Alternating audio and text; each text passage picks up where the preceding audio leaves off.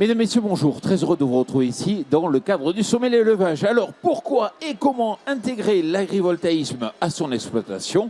On va avoir l'occasion d'en parler avec Malika Giroir. Bonjour Malika.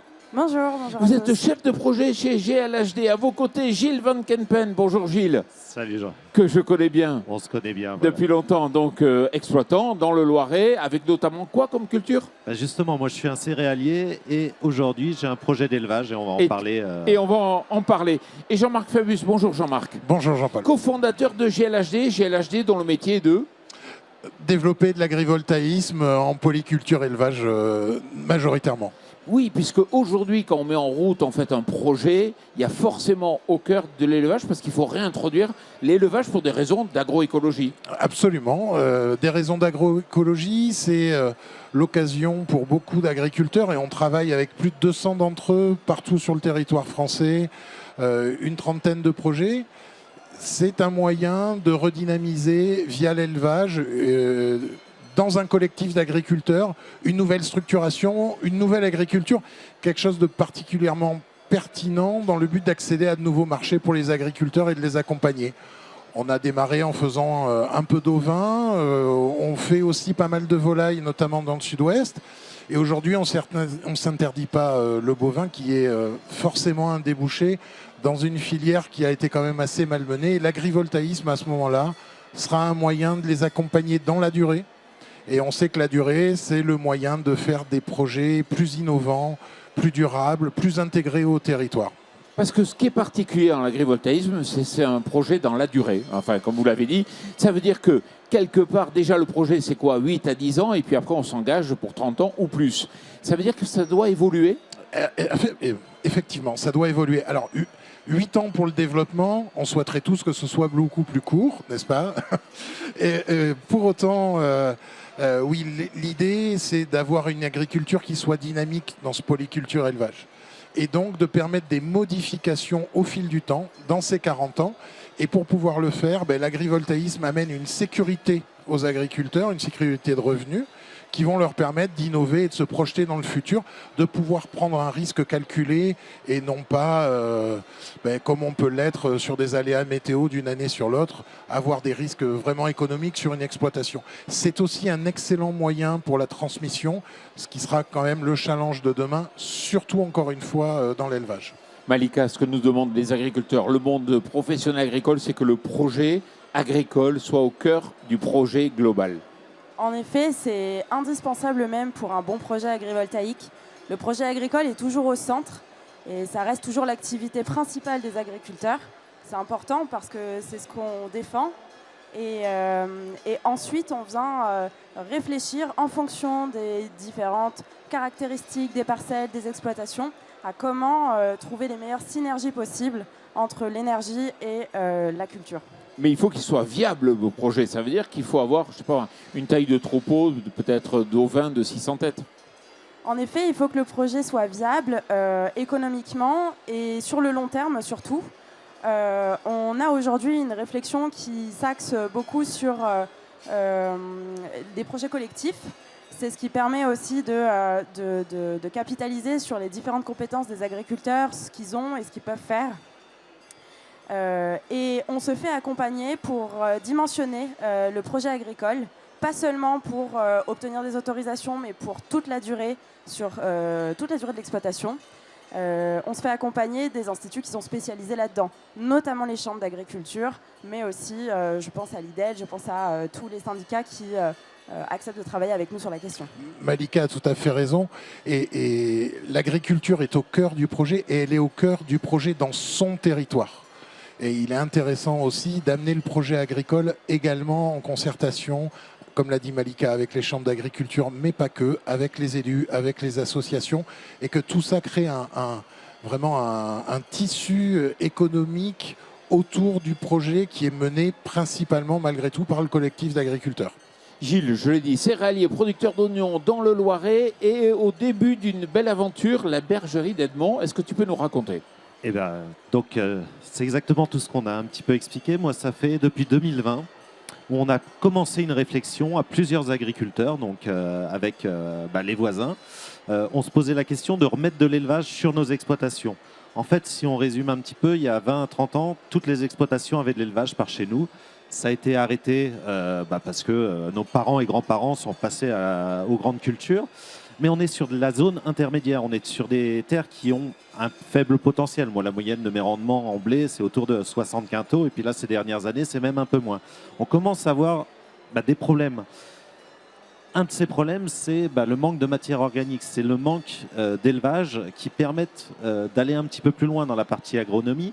Le système polyculture-élevage était quand même l'idéal, ce que nos grands-parents faisaient.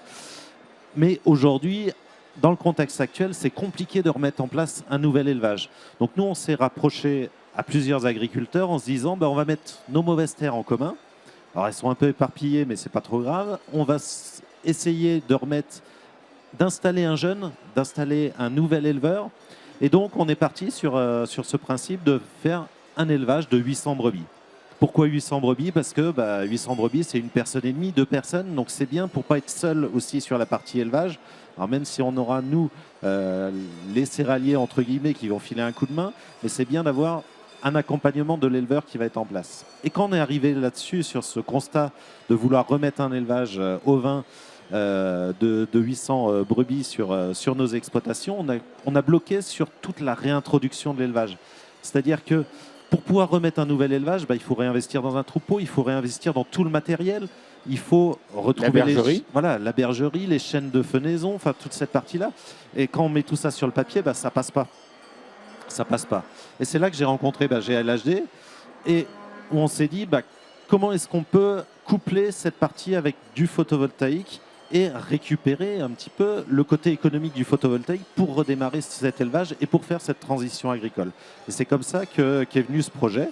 Donc, on s'est rassemblés. L'objectif de regrouper 110 hectares de prairies, mettre un troupeau de 800 brebis et de produire aussi de l'énergie. On va produire l'équivalent d'énergie de la communauté de communes.